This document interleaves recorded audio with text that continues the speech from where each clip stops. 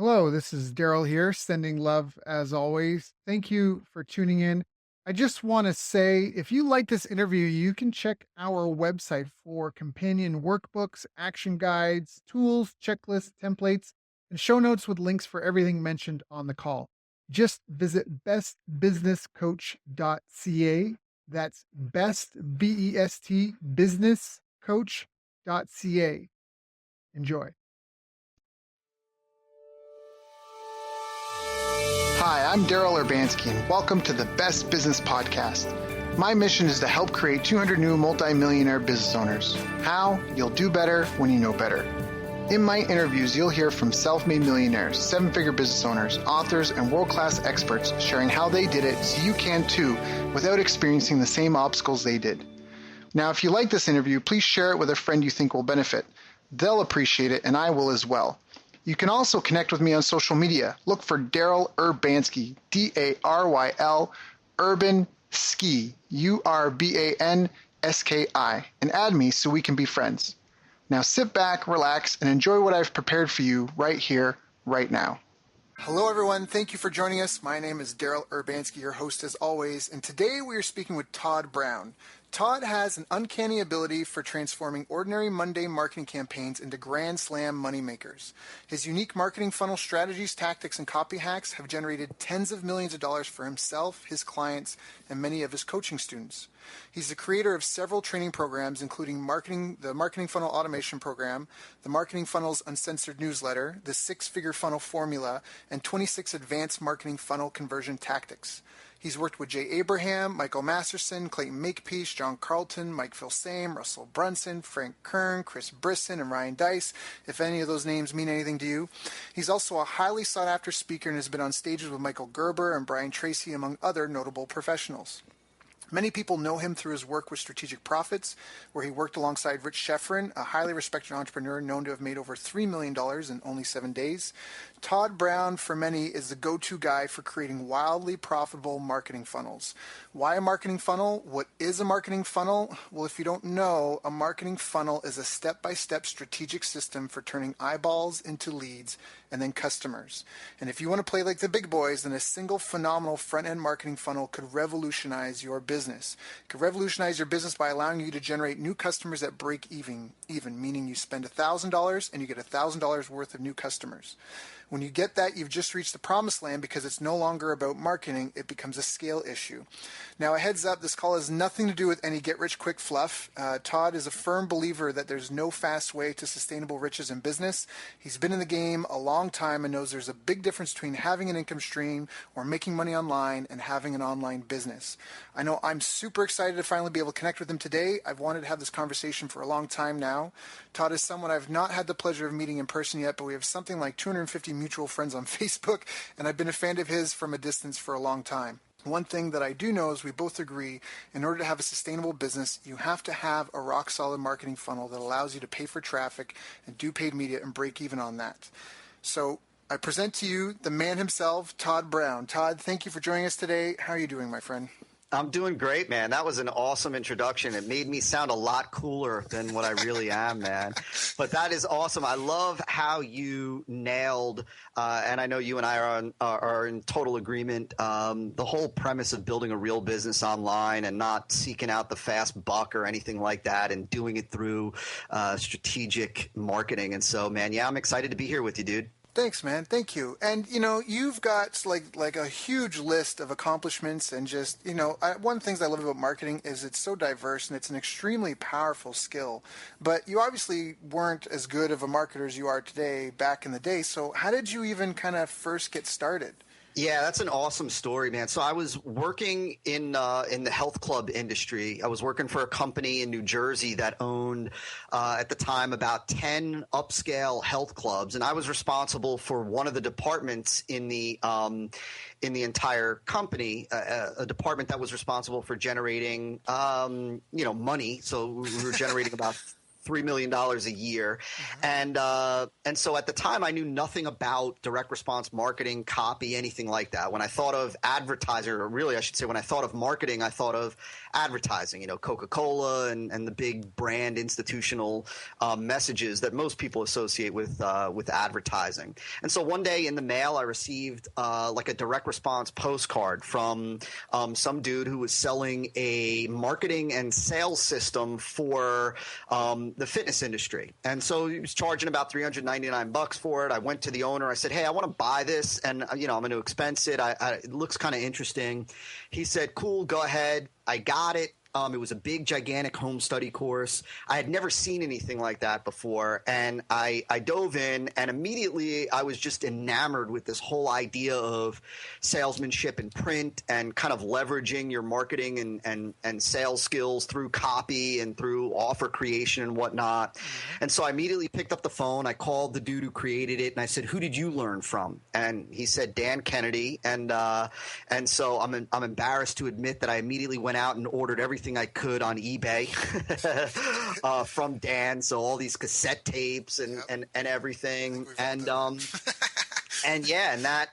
actually still have those. I saved them kind of as like, mementos of those early days. And so that was my introduction into the direct response world. And so I began implementing what I was learning in the company. My department skyrocketed. I became like the poster child for the executive team at the company. And it was just amazing. And then I got the bug to kind of share what it is that we were doing in the health clubs. And, we took a bunch of what I learned and we tweaked it to make it fit. And so I decided that I wanted to create my own information product, but not for the fitness or health club arena, just because I didn't want there to be a conflict of interest with the owner. And so I decided to launch an information product for massage therapists, because we were working with massage therapists and chiropractors and whatnot. And that was the beginning of the end of my time as an employee, because it was just amazing and awesome. But I will say this, man, I remember very, very clearly. This has been now maybe 13 years ago. I remember very clearly what it was like starting off, and I didn't know anything about tech. I just knew how to send an email, and I remember sitting at the computer and hitting refresh on my email, waiting for a sale to come in and all that. But yeah, man, that was my introduction into the world of direct response and information publishing. Well, that's definitely a path that a lot of people follow. A lot of people learn stuff from Dan Kennedy. It's funny you said that you were embarrassed, though. Why were you embarrassed? Just because you went on eBay instead of buying it from me? Yeah. Like I've always felt, since then I've gone on and spent a bunch of money with Dan. But yeah, just embarrassed that I always felt like after I should just send him a check for, just to make up for all the money that I paid other people for his stuff. Yeah. Well, it's kind of like a music question as well when you get to that, because now with the internet, that's something that comes up a lot. Like, how do we protect information? What's the value of information now? Because it can be so easily accessible. It's kind of a bit off topic, but what are some of the ways that you guys are trying to battle that? Because I know that that's a big thing in the industry overall. Yeah, I think that's a great question, man, and it's an interesting topic. I really believe, and I think I don't remember who I first heard this from or where I first learned this from, but I really don't try to get caught up in, that side of the business. We take measures, of course, to protect our content, of course, especially our paid trainings and programs and whatnot. We take all the measures that we can, but beyond that, I don't get crazy about trying to lock everything down, to the point where it then impacts the client experience or the customer experience. I just believe, man, that, I can be I can be more prolific. I can create content, quality content, faster than it can get out. And so I just try not to get caught up in, I feel like, man, you got to be so careful with the internet that you're not getting wrapped up in the haters, in trolls, because, man, very quickly that stuff can wreak havoc on your psychology and your motivation. And so, yeah, I don't do a whole lot, to be honest with you. Yeah, no, that's fine. I just asked because you've been in the game a heck of a lot longer than I have, and so you've seen you've seen kind of the seasons come and go, so to speak. Yeah. What are some of the other things that have kind of stood the test of time, at least, or things that I guess I'm changing topics here, but just because I asked you that, and that's part of why I asked that, because I thought maybe you'd be able to say something about how it evolved, but that's totally fine because I agree with you on that you're better. I mean, that's Ray Kroc. It's like if you're not leading with marketing and innovation, then you're falling behind, right? Because exactly that. You can't, it's really hard to protect, and even if you trademark your stuff, now you have to fight it, and it's just a big, it's just loss of focus. So what have been some of the things that you've seen in, like you said, the 13 years that have really stood the test of time, that are just quintessential things that have really helped you be successful? Yeah, I think that's an awesome question, man. I think it's just it's a big overarching kind of philosophy, if you will, that I function with on a daily basis, as does the bulk of my most of my team, and that is that I focus on strategy, not tactics. The reality is that for most marketers, especially newer marketers online, they don't really even – I would go as far as to say that they don't really understand the implications of the difference between a tactic and a strategy, right? The reality is that, tactics are the things that we do to execute on the strategies, right? So, for example, using a countdown timer on your website, that's an example of a tactic to leverage scarcity, urgency, using Facebook comments on a web page underneath a video, right? That's a tactic for demonstrating social proof. The reality is that tactics come and go. There are things that tactically are effective today that won't be effective a year from now. And so I focus, at least certainly when it comes to my education, my ongoing growth in that area and knowledge, learning, I focus on strategy, because strategies don't change, right? Like things like leveraging social proof, that was effective, is effective, and will remain effective. Right. The thing that will change is how we actually execute tactically the demonstration of social proof. And so I think that, it was my buddy who you mentioned, Rich Sheffrin, brilliant marketer, brilliant entrepreneur, who first said to me many years ago, we were having a conversation about the difference between the all-star marketers and the average marketers. And the discussion came to this point where it was like, look, the difference is not in the strategies, right? Like the all-star marketers, we're still, we're still like you, me, we're still using, social proof and authority and commitment and consistency, Cialdini, stuff, if you will. The difference is in how we actually execute those things tactically. Whereas the average everyday marketer will just use the common tactics, the things that they see everybody else using.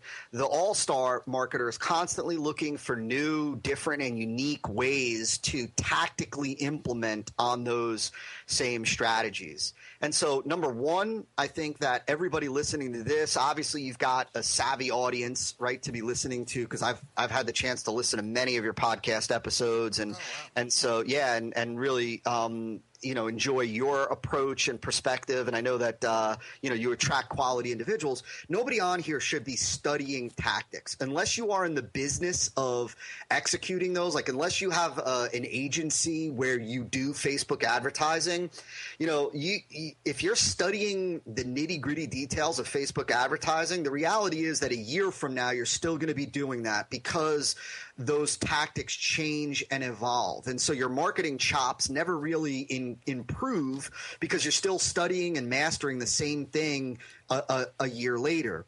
And that's why, like, if you look at my bookshelf in my home office behind me, you'll find that the bulk of marketing related books, especially, but the bulk of the books are strategic, right? And that's why many of the best marketing books that all of your listeners should be reading, they're decades old, right? Breakthrough Advertising and all of John Capel's books and Victor Schwab and Robert Collier, all these books that are decades and decades and decades old, yet they still apply today. That's because they're strategic, not tactical, right? I've never bought a book on how, especially a physical book on like how to do Facebook advertising, because the reality is by the time that thing hits your shelf, it's probably dated because it's tactical. Right. And so the last thing, just very quickly, that I'll say is everybody on here, before they go and they swipe a marketing tactic from an expert or a quote-unquote guru, whatever you want to call it, you've got to make sure that you understand the strategic reason why that tactic is being used. Because the example that I like to give all the time is, you take the average marketer who's just getting started. He or she goes over, sees somebody like you, Daryl, that is, let's say, using, the Facebook comment widget somewhere in your marketing funnel. And they go and they say, okay, so I need to have a Facebook comment widget somewhere in my funnel. And so they see that you have 150 comments below a video in your funnel. And so they take the comment widget and they drop it on their page, but now they have 3 comments. And they don't realize that the whole reason why you're using that Facebook comment widget is to execute or demonstrate the strategy of social proof. And now they have 3 comments. And so if anything, they have reverse or negative social proof. And they just shot themselves in the foot. They're using the same exact tactic, but strategically they just killed themselves. And so strategy, not tactics. Yeah, and that's a really, really, really important thing to say, because I say that often. You can't build a house just by looking at it from outside and trying to model it. It's just not going to work. And that's why we get coaches and consultants in that, because we need to know the inside details.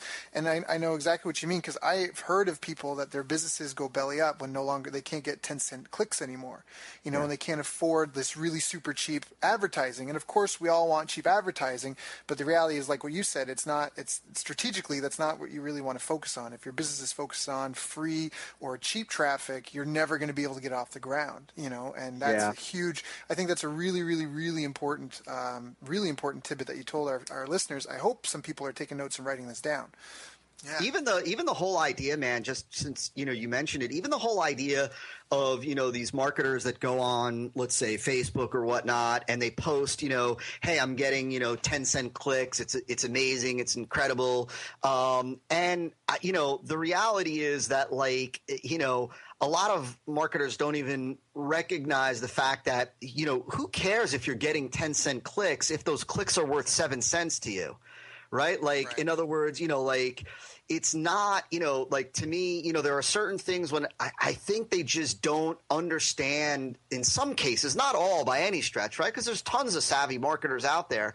But I think when it saddens me when I see newer marketers that are focused on something like getting cheap clicks, but they don't understand the overall strategy of direct response marketing, that the real game is in being able to afford the most per click, not the least, right? Like, you want to impress me, tell me that you're getting, $5 clicks and you're thrilled because every click is worth at least $5 or more to your business. Then I'm going to be impressed. And so, it saddens me when I see that. No, but that's a really good and it's an important topic. And it's something that's come up a couple of times on these calls, because there's some recurring themes when we talk to people. There's one of having a really good team around you, and there's another one of being able to pay to market your business. I mean, Yeah. that's huge. I mean, that's why so many businesses don't scale at all. That's why a lot of small businesses fail, because they get into a brick and mortar scenario and they can't afford to advertise, and they just buy whatever marketing the first rep on their door shows up selling them, and they spend a couple $1,000 on that, and it doesn't work. And then so they're stuck trying to grow via word of mouth. And Yeah. that's just a painful way to grow, and you're never going to have a real business if that's how you grow and prosper. So maybe can you talk about that a little bit more, just about being able to afford that, and how do you even know? I mean, that's the other part. I know the answer, but I'd love to hear your perspective on that. Yeah, I think that's a brilliant question. And, if there was one other kind of breakthrough mentally that that I had, that I hope all of your listeners have, if they haven't already, is this idea that if you can't afford to pay for the acquisition of customers, you don't really have a business, right? Like, I know that it was, I've been blessed and fortunate down here in South Florida to be surrounded by some incredible marketers and entrepreneurs and business people. And so I had the opportunity really to first get some, mentoring from Mark Ford, Michael Masterson, the guy behind Agora, a $500 million a year information marketing, giant, the biggest information or the biggest newsletter publisher today in the world. And, he was the guy that really opened my eyes to the fact that, security, stability, consistency in your business only comes from the ability to acquire customers from paid traffic. And so first and foremost, let me just say this, that the whole name of the game, first and foremost, the whole name of the game, the priority for everybody listening, before you outfit your office with a great chair and all, business cards, any of those type of things, your first main priority is setting up a conversion vehicle, or what you and I refer to as a marketing funnel. And we could certainly and should certainly talk about why I call it a marketing funnel and not a sales funnel later on if you want. Sure. But the priority is being able to set up this conversion vehicle that allows you to consistently acquire customers from paid traffic. Until you can do that, nothing else is more important. You have to be able to put in $1 into paid traffic on the internet and extract out $1 in the form of a sale, new customers and prospects. So when you mentioned in your introduction the idea of break even, that's where we focus with all of our clients, our coaching students, and that's where we focus in our own business. On the front end, all the marketing that we do with prospects with the aim of turning a prospect into a customer, our goal is to be able to put in $1 or $10 or $100, $1,000, whatever that number is. Our goal is to be able to turn that $1,000 into $1,000 of sales of new customers and prospects. On the front end, as soon as possible, right? When you're able to do that, right? You're acquiring customers for free, you're acquiring leads for free, right? And so that's number one. And you are, to answer the second part of the question, right? That's why everybody on this call, everybody who uses direct response marketing, the beauty is that everything is quantifiable and trackable. So anytime you spend $1 on a Facebook ad, let's just say, well, you need to have your tracking in place that shows you what is the ROI of that dollar. So for that $1 that you put into that Facebook ad, how many dollars did you make back? And that's on the front end. That's the whole name of the game. And I think you said it best. The reality is that most marketers just can't do that.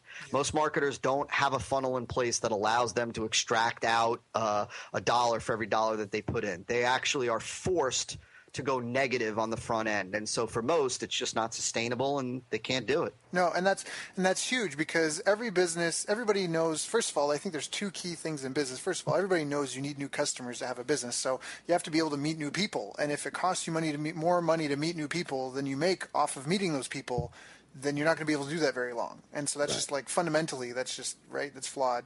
But then the second thing a lot of people don't realize, because I know some of these people are listening, they're like, great, but you spent $1,000, Todd, and you made $1,000, but like you broke even. So what? But I think a lot of people might not even realize that the value is in the regular customers. Everyone knows that you need regular customers to grow and sustain a business, but a lot of people, like one of my pet peeves is I'll go to a restaurant, I'll spend a couple $100s on some food, and I leave, and the restaurant owner has no idea who I am, no idea where I live, nothing. I just gave them a couple $100. I walk away, and they have a slow Thursday night, and they're going to what? They're going to put an ad in the newspaper and market to people who have no idea who they are.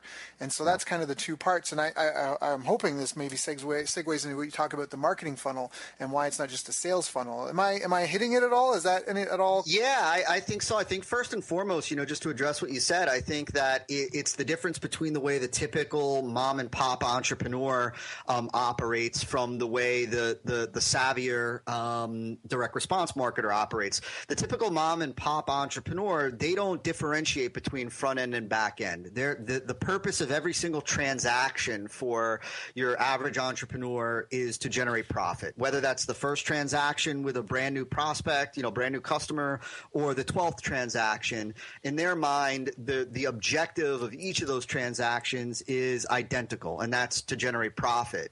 Whereas the seasoned or savvy direct response marketer understands that, that there is value in a customer. There's value in a buyer that isn't necessarily there in a prospect. And so we look at marketing under two main broad categories. We've got front end and back end. Front end is all the marketing, like I said, that you do with prospects. And the goal is, to turn those prospects into customers. Right. Now, our goal on the front end is maximum customer acquisition. It's not maximum profit. It's not even profit.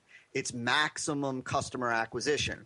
Now, when I start clients off, I always start them off with that means being willing to go to break even, meaning you put in 1,000, you get back 1,000, but now you have customers and leads and so on. That's where the back end comes in, and the back end is all the marketing that you do with existing customers. And in when you're in business, the savvy direct response marketers understand that all the profit in your business is on the back end, right? The most expensive activity in any business is the front end, and that's because you've got all those acquisition costs, right? It costs you a certain amount of money to acquire a customer. Most businesses don't even realize how high their acquisition costs are. They don't realize that, right? If they spend $1,000 and hypothetically acquire 5 new customers from that 1,000, they don't realize that it actually costs them $200 to acquire a single new customer. Yeah. And so when you're able to acquire customers for free, meaning you're breaking even on the front, the beauty is that the second transaction, the third transaction, the fourth transaction, that's all profit because you don't have those acquisition costs, of course, minus any cost of delivery on the product. And so, we differentiate and segment. Customers receive, customers get put into customer funnels for products that are, products and offers that are back end, and prospects go through marketing funnels that are designed to, again, to acquire maximum number of customers. And so there are certain types of offers and certain type of sequences that we only use on the front end. You hear, like, for example, you hear, let's say, a common vernacular in the IM, in the internet marketing community is the tripwire, right? Which came out of, from Ryan Deiss, and who's a friend and massive respect. I tip my hat to him. But the reality is what most people don't understand is that a tripwire is only an offer, which is an ultra low priced offer, right? It's a low barrier of entry offer. That should only be presented to a prospect. You should never be presenting a tripwire offer to a customer, because the whole reason for using a tripwire and the upsell sequence that is attached to it is to acquire a customer, is to be able to afford to pay for the acquisition of a customer. Once you have a customer, there's no value in exposing them to a tripwire, right? It's at that point that customers then get exposed to different products and different products and offers that are designed to generate profit and maximize the lifetime value of that customer to your business, meaning to increase the value of what a customer is worth to your business through multiple multiple and additional back-end offers. Right. That's awesome. You read my mind, which just goes to show you're marketing savvy. Because I was going to ask, what's the difference between a front end and a back end offer? And that's a great tip. And also just to say that Ryan, he is a brilliant marketer. And tripwires are nothing new. And this isn't in no way disrespect to Ryan. A massive respect like you. Tripwires are nothing new. It's a front end offer. It's a loss leader. It's a front end offer. But I love how you differentiated that because it's exactly what he intended that purpose for. One, It was brilliant. You're on stage in front of 3,000 marketers, and he seeded lingo into the industry, which is now permeated to even, you know what I mean? It's even here, which is a brilliant marketing move on his part. But I love how you differentiate that. It's your tripwires are just low-end product offers, just that make it easy for someone to buy. And that's because a lot of people are scared to spend money if there's no relationship, right? All things being equal, people want to do business with their friends. All things not so equal, people still want to do business with their friends. And if they never spent money with you, then they're really afraid to spend money with you. So I really love how you differentiated that. That provided clarity for myself as well. Cool. That's a great trip. That's a great tip.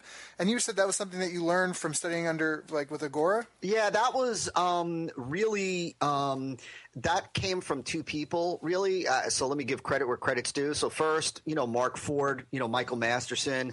And the second individual is Clayton Makepeace. And Clayton is, he's one of the greatest living copywriters today. He's a guy that, he generates over $1 million a year from from one client alone in copywriting royalties. And the way Clayton first kind of shared it with me, and it's something that I pass on all the time to clients, is that it's, on the front end, let's say a prospect comes into a particular funnel for a particular product and they don't buy, right? So they're still a prospect. Okay. So on the front end, we move people horizontally, meaning so we'll make them an offer for a front end product, whether it's $19, $29, $49, whatever. The price point is insignificant. If they don't buy, we're going to give them the opportunity to buy a different front end product, right? And we're going to continue to move them horizontally until we put out a product in front of them that really resonates with them and that they buy. But once they buy and they become a customer, they're no longer moved horizontally, meaning they're no longer presented with other $19, $29, $49 offers. Now we move them vertically. And so now we bring them through an ascension process where, we're going to look to now turn them into a more valuable customer or client by giving them more value through higher price point, higher touch, more in-depth programs, products, services, etc. I love that. Yeah, that's great. And that's the ascension funnel. So once they prove themselves and they become a buyer and they enter your buyers list, you're trying to turn them into a multi-buyer and move them up the funnel. Todd, what are your thoughts on price jumps? Because I've heard different people say different things. Some people say that, you never want to go more than 3 times what they've paid before and scale them slowly. Some people are like, forget it. And Matt, what's your opinion on that? Yeah, that's a hot topic for me. So I'll answer that within a specific context. So typically when marketers are taught, this idea of upselling, right? And when, marketers are taught look, so today, this wasn't in place years ago. Years ago, we didn't have the ability to do one-click upsells, one-click add-on offers. I think that whole technological advancement radically changed the game for what is now feasible to present as a front-end offer, right? Because the reason why you can do a tripwire today and still make that and still be able to break even is not because of the tripwire or your conversion rate on the tripwire, but it's because of the additional upsells and whatnot that you're gonna make to increase the transaction value. But here's the thing. So what most marketers are taught as it relates to upselling is they're taught, like you said, the typical 3 times model. So they're taught look, if somebody comes in and somebody spends $50 with you, $49, that the next offer that you should make them right away in that upsell sequence, in that upsell path, is priced up to about $150. Well, my take on that is, and this is from testing, massive testing, and tons of experience with funnels, obviously, as you know, that is ridiculous. It's ridiculous because where in the world of commerce, and I want your listeners to think about this for 1 second, where in the real world of commerce can you go and will you be offered something immediately after you just bought one thing that is 3 times the price of what you just bought? Nowhere. You go and you buy a men's suit for $3,000. You're offered a shirt for $300. You're offered a belt for $80. You're offered a pair of shoes for $200. Right? You know all these marketers that teach upselling with the 3 times pricing model. They'll almost always start off the discussion, the training by using McDonald's, and they'll say like when you go through McDonald's, what do they ask you? You want fries with that, or you want to whatever upside biggie size it, or whatever it is, right? But the reality is that they're not using the 3 times pricing model. You're buying a meal for $6 or whatever it is, and they'll ask you, do you want to biggie size it or whatever for $2, or you want to add fries for $1. And so the reality is that doesn't fall within the realm of typical consumer experience, that 3 times pricing model. What does fall within the realm of consumer experience is what I call an add-on. And typically the very first offer that we use in that sequence is what I call a reverse add-on. And a reverse add-on is an offer that adds additional value, meaning it either gives them what they need next in their journey, or it makes what it is that they just bought, it gets them the results faster, easier, quicker, all that. But it's up to 80% of the price of the product that they just bought, up to 80%. So typically this is why we'll typically see take rates on those offers in, the mid to high 40%, meaning, anywhere from 4 to 5 people will take advantage of it because it becomes a no-brainer, right? They just buy something for $49, and now you offer to them the ability to add something onto their offer for $29. It becomes a no-brainer, right? If it gives them more value and so on and so forth. And so right, and the psychology there is great because if they just spent $49, what's 20? Right. Whereas instead if you're trying to get them to buy a $300 product, it's like you're taking more. It almost makes you think about how, forgive me if I'm interrupting at all, but I just wanted to, while I was thinking about like lead pages, that one of the things that really surprised me is they talked about taking pages and giving pages. I saw Chris speak at one of the internet marketing parties before some conference, and I was really impressed by that because he said that they feel that when you have your form, and of course you're always going to test and every situation is different, but that's why almost all their pages you have to click to get the form to pop up. Because if it was just there, it felt like it was taking, whereas otherwise it was a giving. And what you just described, I'm like, that's so great from a psychological standpoint because I think you're right. If it's an upsell, and it's like you're taking more, right? As opposed to, it just almost seems like, hey, look, I'll make this better for you. Just, give me another $10, and I'll make your $49 thing way better than you could have thought. You know what I mean? Like, I just really absolutely love that. I really and love that. there's if you want to get a little advanced for 1 second, I'll just say this, that there's additional benefits to pricing your first add-on offer that way. One is, of course, most people don't even associate this with their upsell sequences. They would call it, and that is there's an inverse correlation between the number of upsell or add-on offers that a new customer takes and refund rate.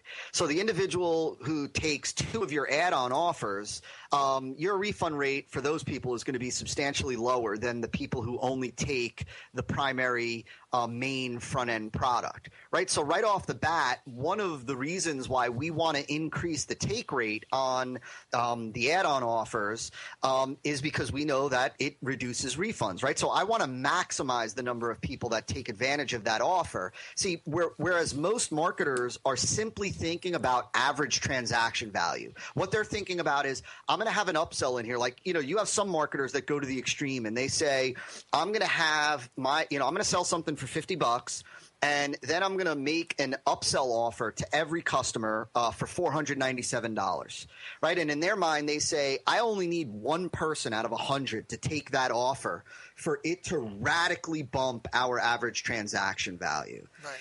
Right. And so that's true, okay? However, what that means is that 99 out of 100 of your customers are only taking advantage of the very first product, right?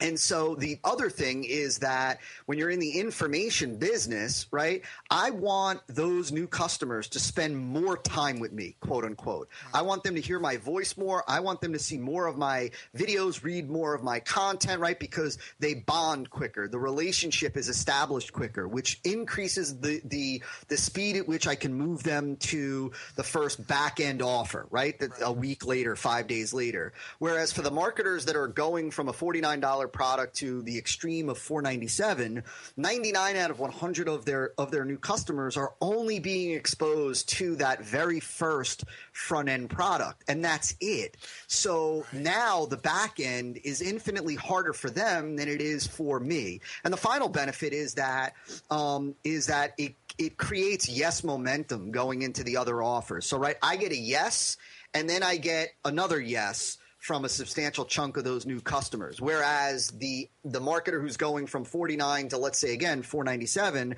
the overwhelming majority of their customers are immediately giving them a no. Right. So big difference. And the reality is that economically, because with the reverse add-on, you get substantially a much higher take rate, that you still will bump average transaction value. The difference is that you're doing it only because you're getting, like I said, 40+% of your customers to take advantage of that add-on, whereas the person who's going to the extreme, is getting much lower. And the last thing that I'll say is the idea that when I hear people say, like, you can use, price, take your first upsell and price it at 3 times, and you'll still get 20 to 30% of your customers to take it. That's ridiculous. That's most of the time, marketers are not seeing that. If they're pricing it at 3 times, 4 times, they're not seeing 30% of their customers take advantage of that offer. Todd, that is awesome. I hope everyone's taking notes. If not, you better go get yourself a pen right now. Pause this, because Todd is dropping bombs. I mean, that was beautiful. That was really beautiful. Cool. Awesome. No, man, I love it. And it just goes to show the experience you've got and the wisdom that you've had. So that is really very, very, very insightful. And that's something that I'm going to start testing as well, more of those. Now, do you believe in a limit on how many upsells? I know guys that they will do 8 or 9 upsells. They'll put it there just in case there's that one customer that'll go through it all. Do you think that there's, like, at some point it's too much? I've been through some, like, infomercial style. They drive you to a website and they want to, it gets too much. And I don't know, it's very corporate looking, but I don't know if it converts very well. But what do you feel? Yeah, I think that it depends on what the customer does. And so what I'll tell you is that when we get 2 no's in an add-on sequence, the sequence is done. So if somebody, says no to the first reverse add-on, and then they say no to the next offer, they're done, right? I'm not going to continue to hammer them through the sequence. What I will say is that if you have a buyer, though, who is excited by what it is that they're being presented with, sure, I'm gonna make additional offers. Except I don't think we ever go beyond 4. Because I think personally, I just think you reach a point where look, right? If you go back to what we said at the beginning, where the front end is all about acquiring a customer, and the goal is to then develop a lifelong business relationship with them. I want to start that process, that experience off with the best experience that I can. And so sometimes you got to be willing to practice a little bit of delayed gratification, right? And put it off. But again, I will say that, look, if somebody is indicating to you interest, well, then it does them a disservice if you're not giving them the opportunity to get all the value from you that they would ultimately want. Yeah, that's very true, and I really agree with that. And I think you're right, because otherwise you're just trying to sell them stuff. You're not, because you said, after 4 products, it's like, hey man, what more do you really need to buy? this is a restaurant. You order 4 meals. Like, look, you got to eat something first before I can sell you anything else. So and I think like at the fourth, like if you get to the fourth offer, like that should be your big daddy. Like in other words, like somebody's bought, they bought the front end, they bought the reverse add-on.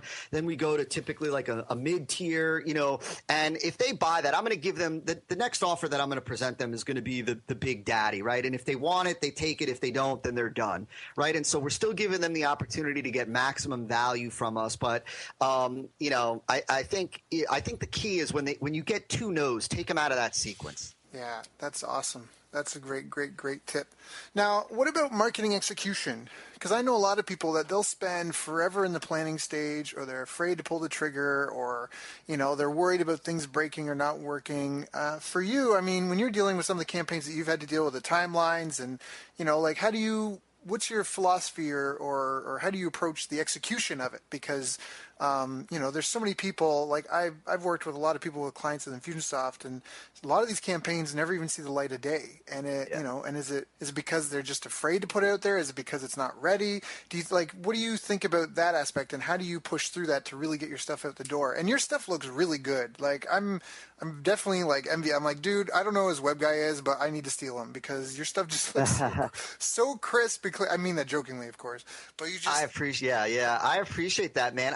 I think that so we break the execution down into 3 phases, and these 3 phases do not overlap with each other, and it's an important point that I'll come back to in just a second. So the first phase is engineering, right, and that's when we're actually kind of let's call it we're setting up the funnel. Now, when we're engineering a brand new funnel, we're not engineering the entire funnel, meaning we're not we're not setting up all the upsells and downsells and all the, intelligence and logic in there, because we're trying to get to what I call a minimum viable funnel, which is we're trying to get to a point where we can go to the market and test the premise behind the front end product, the main front end product, right? Because the reality is that if look, the upsell or add-on offer sequence doesn't matter if nobody's converting, nobody's buying on the main offer, right? So before you worry about structuring the upsell sequence and all that,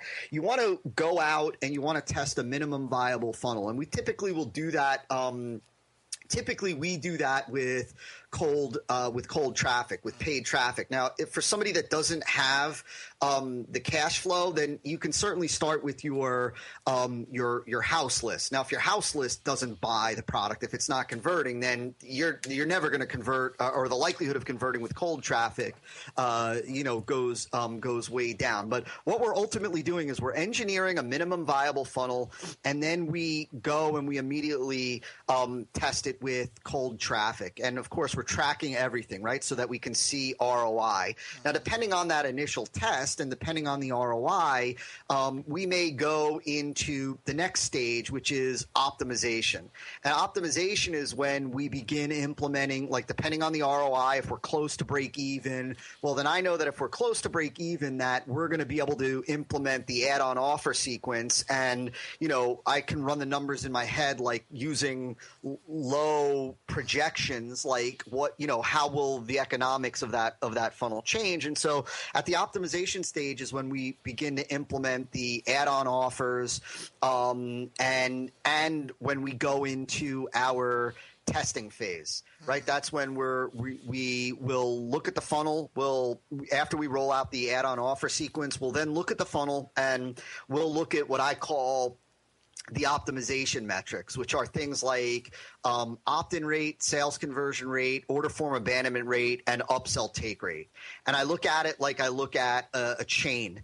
And I'm always looking, when I look at that chain, for the weakest link, right? Because like I say all the time, right, like everybody knows, the strength of a chain is determined by the weakest link, not the strongest link. Doesn't matter how many pounds the strongest link or the second strongest link can withstand. That chain is only as strong as the absolute weakest link. That's what, right, we call the constraint. And so we identify using our optimization metrics what is the constraint. And then when let's say the constraint is the opt-in page because, opt-in rate is 7% or something crazy, right? So then we go to work testing and tracking the opt-in page. And the beauty of what we do in the direct response business, especially online, is that the reality is that the worst your funnel is ever going to perform is today. Right. Because, love that. Yes. Right? I'm so glad you said that. I love that. Yep. Keep going. No, because then, we're able to just test new elements and eventually, like, look, you might test 10 new headlines, and it only takes one of those to bump conversions for you to make progress. Then we look again and we see what's the constraint. Okay, the opt-in page is still the constraint. So we go and we continue to test, and we're incrementally improving the results until that opt-in page is no longer the constraint. Then we might see, okay, the order form abandonment rate is now the constraint. And so now we go and we continue that process. Now, what I will say is that there is a point where you can be operating within the second stage, optimizing the funnel, and the third stage. The third stage is scaling the funnel. And scaling is the easiest of the stages, and it's also the most exciting part. And it's really where once you're able to extract out $1 for every dollar you put in, the name of the game becomes how many dollars can I put in on a daily basis, right? And so at that point, it becomes, I want to scale my budget. That's really scaling a funnel is more about scaling the volume of traffic that you're putting into the funnel. And in order to do that, we just scale up our budget. We go from $100 a day to $200 a day to $500 a day to as high as we can possibly go. And remember that for everybody that's listening, you're not starting out with $20,000 sitting in an account waiting to be used for marketing. Remember, we're putting in $500 today or $200 today or $100 today or $50 today, wherever you're starting, and our funnel is recouping that money plus customers, plus leads, and now we're taking that $50 or $100 and we're putting it back to work for us tomorrow, doing the same. Right. And then the game, right? So your bank account has not gone down at all. Yep. You're recycling the same dollars over and over. Then it becomes, well, let me see if I could put in $200 today and recoup my ad spend. Okay, I can. So let me do it tomorrow. Okay, now can I go to $300?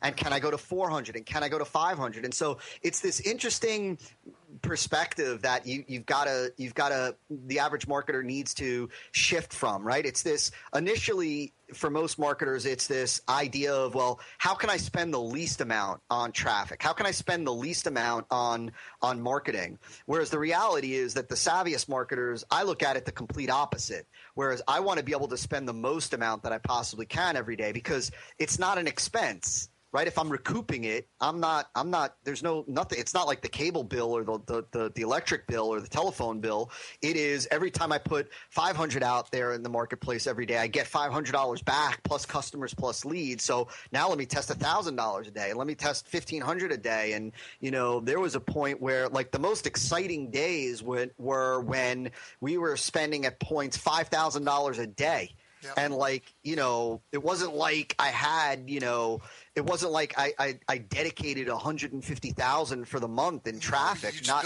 at all. You build up to that over time, right? And you build up to it over time. Even today, when I start out a new campaign, we start out at like $100 a day. And, I'm not, starting out at like $100 a day and that's it. Let that $100, let me prove it with $100, right? Because look, you don't start out with 1,000 or 5,000 or 10. You start out with $100 and let it prove itself and then recycle it and grow it. Wow. This is definitely like a seminar and an audio, and this has been great. And I love it. You've given really great answers. Either I agree with or things that I hadn't even considered. So I love that. So your 3 stages was engineering, where you just set up your basic viable model, just get it out there, see if it even works, see if people are even interested at all, test it with your cold traffic, track everything. Then the second stage was optimization, where you take a look at your entire funnel here, the chain, and then you look at the weakest link. And do you test multiple things at once, or do you really just focus on the weakest link first? I always focus on the constraint, because the way to look at it is like, let's say you have a 5-lane highway, and that 5-lane highway then goes into, 1 lane, for for a half a mile. And then after that, one lane, or whatever, one lane going each way. And then it goes back to a five lane highway. So in that example, the what's often called the bottleneck, which is really the same as the constraint, is that section of the highway that's, only one lane. Well, taking any other section of the highway, like if we take the 5-lane portion and we turn it into a 6-lane, it's not going to do anything, because the bottleneck is still the bottleneck, right? And so we always focus one at a time on the constraint, right? Like, because improving the upsell take rate isn't going to do it's not really going to move the needle if the constraint is like the opt-in page. And so we just always one at a time identify the constraint and eliminate it as the constraint, then go on to the next weakest link, right? And there's always, at any one point, there's always in any process, there is always a constraint. It's your job as when you're optimizing, to identify that constraint and focus your optimization efforts on fixing or opening up that bottleneck. That is so awesome. Yeah, Todd, you have so much value to give. I want to keep you, I just want to keep you here. What are you doing for the next couple hours? I'm with you, man. I hear you. Yeah, I love this. This is why I do this. I mean, again, this is what inspired the podcast in the beginning. I had a buddy that said, Daryl, if I was able to sit down and have conversations like you have with some of the people I'd be doing $1 million funnels myself. And that's what really triggered it. And just even this conversation, I'm like, man, the people that are listening to this, for some of these people, it's going to be life-changing. So just thank you for bringing that to the table and just not hiding anything and just being so forthcoming with it all. It means a lot, I know for you, it's just about giving back. It's not going to change anything. No competitor is really going to be able to model and do what you do anyway. So it's not a big deal at all. So I just really, really value and appreciate that. Todd, what are you working on these days? What's got you really excited? I'm seeing your ads all over the place. What do you got going on? Yeah, so we just released a program, like a live training, so that enrollment is closed. So this is not a pitch for that, but this is extremely exciting for me, and it's on the topic of smart funnels.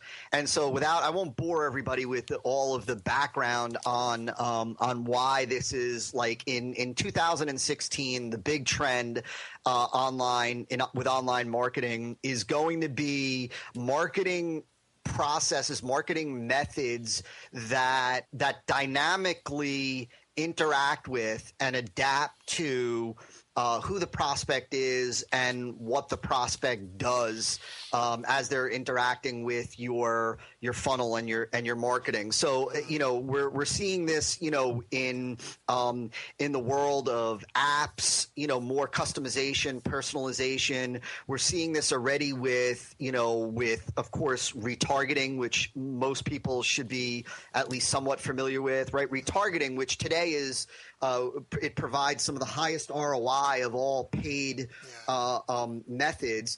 And look, it's an example. It's a type of smart or more intelligence built into marketing, right? Displaying a particular ad to a particular product based on to a particular prospect for a particular product based on a particular page or set of pages that a prospect has visited. Yep. And so, right, it's intelligence. It's not just a generic general ad. It's an intelligent advertising process, if you will. Mm-hmm. And so that's one little example. Now, there are companies like, I think it is it's either Progressive or Priceline, I can't even remember, who today, looking at their metrics, they were able to see that visitors to their website that are on an iPhone are better quality customers. They respond to higher quality deals than, let's say, visitors to their site with an Android device. That's awesome. So today they have intelligence built in where if you go to their site on an iPhone, the deals that you're going to see are different from the deals that the Android users are going to see. So what it's allowed them to do is it allows them to further monetize the quality of the iPhone visitor, and it allows them to bump conversions with the Android visitor, right? And so rather than simply just presenting a one-size-fits-all deal or message to everybody, they're using intelligence. And so what the training program, what that's all about is how you're able to build in that marketing intelligence through every stage of your funnel, even on your main site and blog. So, for example, like a simple example, and this is stuff that all of your your listeners can begin to be aware of and conscious of, because most are already going through some level of a smart funnel or a smart marketing process. But a simple example is, you've got an individual who goes to your blog, for example, and they're interacting with a particular category of articles on your blog. Well, it's the ability to display a sidebar that's targeted to that category of content. Or if they're on it, if you have a golf blog, for example, and they're reading an article about golf attire, right? And so your sidebar is now dedicated to golf attire offers and lead magnets, if you will, that are directly linked to golf attire deals, a deal on shirts, a deal on hats, a deal on shoes, and so on.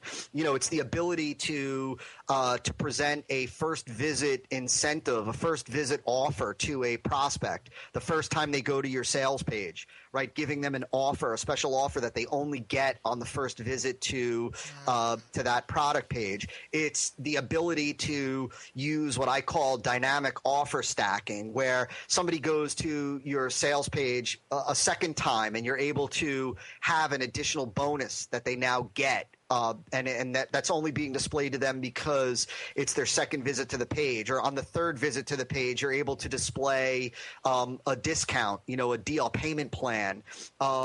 It's the ability to, let's say, have a delayed add to cart button on the first visit, that when somebody goes to watch the VSL the first time, on the second time there is no delay anymore. Or on the second time when they go to watch the VSL, they're able to pick up where they left off rather than simply forcing everybody to start from the beginning. Or if they go to a VSL page and they don't buy, they now go over to your blog and they're followed around your blog with what I call internal funnel retargeting. So now they see a banner on your own blog specific to that product that they didn't buy, and the same thing happens. It's fully coordinated externally, where when they go to Facebook, they're retargeted with an ad to bring them back. And once they buy, not only are they no longer externally retargeted or internally retargeted, but maybe now internally there's an ad on your blog. Either there's a banner for them to access their product, and then 3 days later, if they come back, there's now a banner that's displayed for them to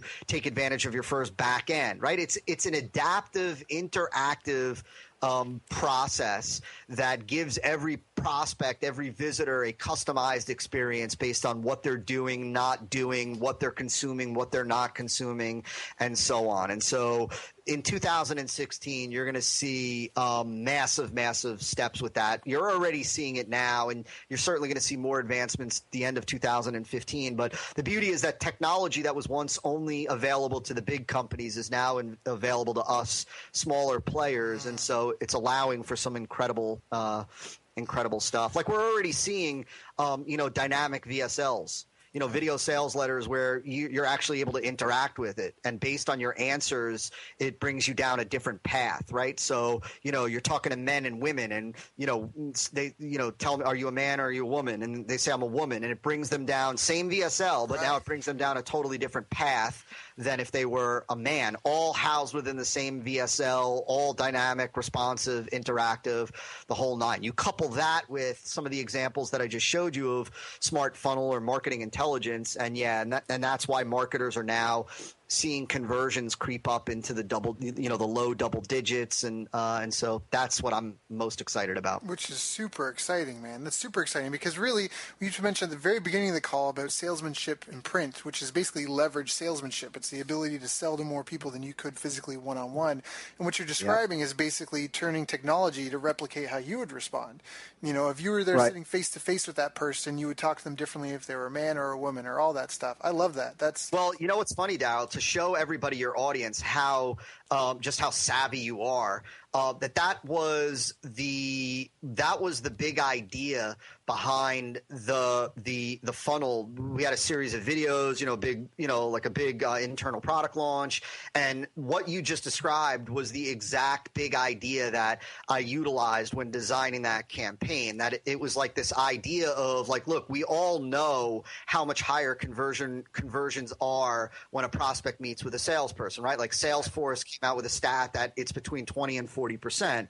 And so I'm not saying that anybody's going to experience a 20 to 40% conversion rate, but how much higher than the typical 2 or 3% or even 4% would your conversion rate go if you had a real live, interactive, dynamic, responsive, attentive salesperson that was doing all of your marketing and selling for you? Well, a smart funnel is the closest thing that we have today to that experience. Yeah, that's awesome. So kudos to you, man, for nailing.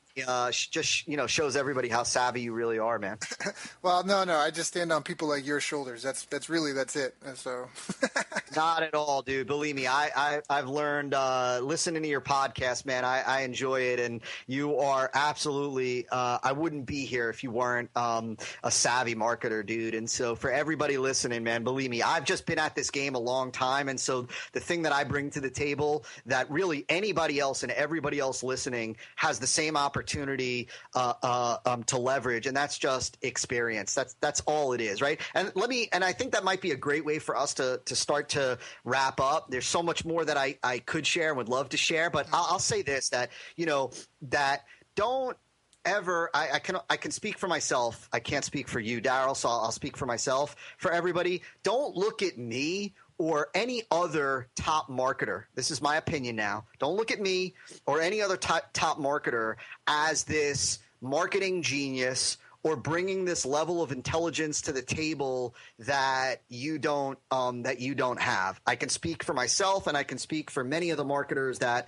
I consider friends, that I don't bring anything innate to the table. Like, I was a terrible student in high school, and it took me 6 years to graduate from college, and I got like an 860 on the SATs, and which if those of you who know anything about the SATs know that it like starts at 600 and goes up to like 1500 or something. When I was younger, I was diagnosed with a learning disability, and so I didn't read a book cover to cover until I was like in my 20s. And so I share that because like you've got the same opportunity. Like you've got to be diligent. You've got to be a serious student of this business. You've got to be willing to put in the time.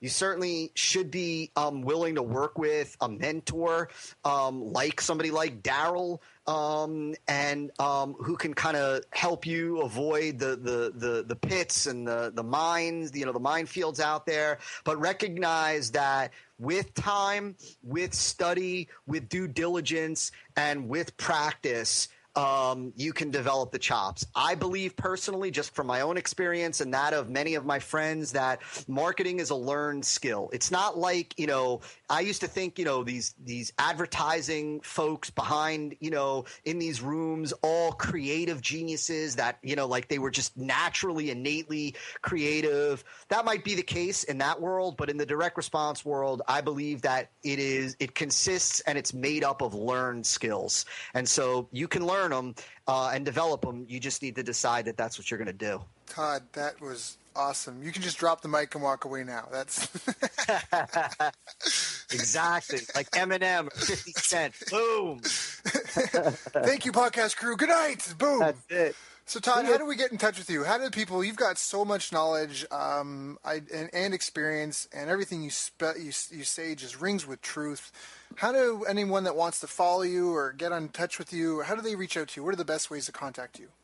Yeah, so there's two ways. One, I think that everybody listening should go check out a free video series that I have. It does lead to a product, but the free video series is better than lots of paid funnel trainings, and you can find it at sixfigurefunnelformula.com. That's SIX. So six-figurefunnelformula.com. Just opt in. You'll go through an awesome training video. I think there are something like, I don't even know, 17,000 likes and like 800 and some odd comments on that series, and it's just it's stellar. The other place is you can go to our blog at marketingfunnelautomation.com/blog, and we got a bunch of articles and videos and training that really is more I don't want to say advanced, but it's definitely, it's for the serious entrepreneur, like you said at the beginning, Daryl,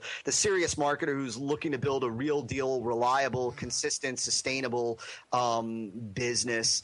Those are the two places, man. Yeah, perfect. All right, so we had sixfigurefunnelformula.com, that's SIX, and it was marketingfunnelautomation.com. Did I get that right?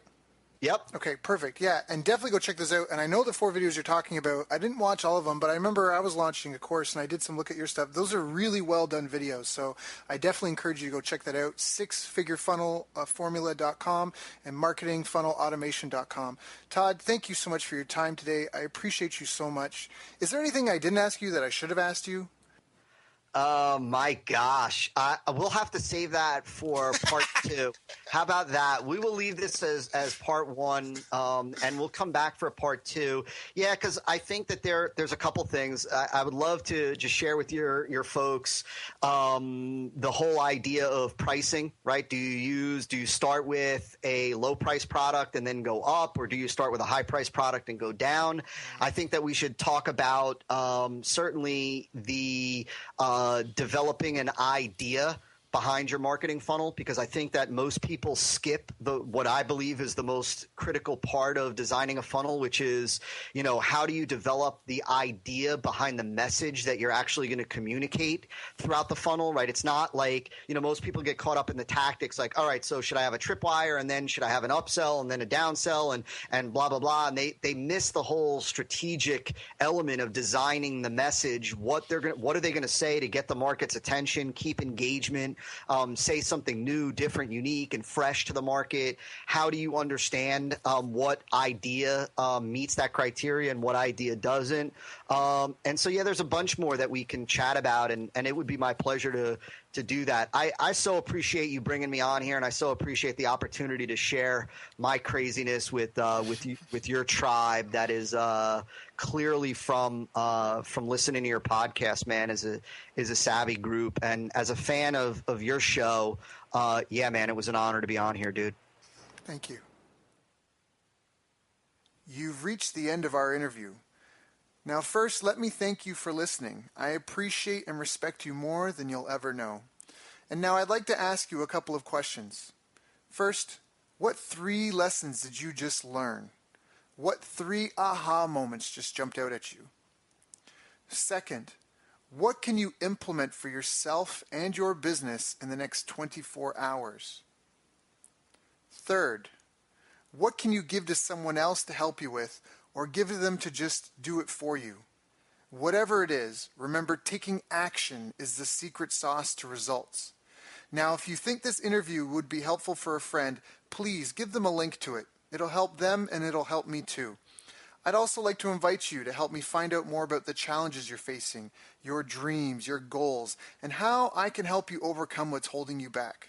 We both do better when we know better, and your success is my success. So please reach out and interact. You can visit our website, bestbusinesscoach.ca for Canada or California, where I'm from and where I'm living. You're welcome to also try out one of our paid programs. You can find us on YouTube, Facebook, and pretty much every other social media channel you can think of. You should also subscribe to the podcast, and if you're enjoying them, please leave us a nice review. It really helps. That's all for now. Once again, thank you. Take care of yourself, and remember, the world needs the best business you can build. And I believe in you.